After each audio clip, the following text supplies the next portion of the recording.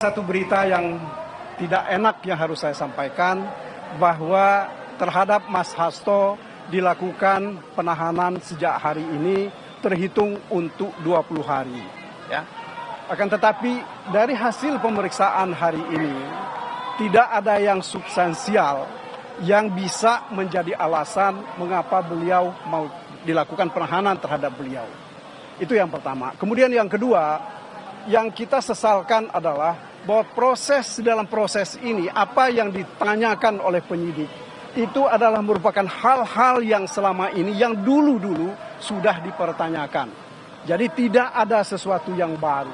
Jadi kalau saudara-saudara tanya kepada saya, apakah ada bukti permulaan mengenai suap, tidak pernah dimintakan konfirmasi. Begitu juga apakah ada bukti permulaan mengenai obstruction of justice, juga tidak dimintakan konfirmasi kepada Mas Hasto hari ini. Kita terus terang, saya kira kita harus sesalkan ini, karena bagaimanapun juga kalau kita bicara secara hukum, tidak ada alasan faktual ya, dan material sehingga beliau harus ditahan pada hari ini.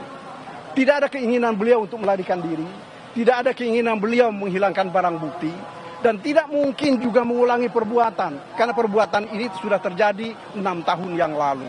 Ya. Jadi kalau saya, ya, kalau saudara-saudara perhatikan, bahwa penahanan ini, kalau saya lihat dari surat perintah penahanan misalnya, salah satu yang menjadi argumen bagaimana Mas Hasto ditetapkan sebagai tersangka itu adalah hasil pemeriksaan lanjutan pada sesudah pertengahan Desember. Kalau saya tidak keliru 18 Desember.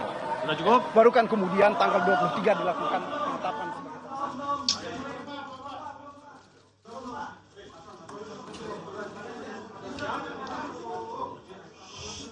Cukup ya?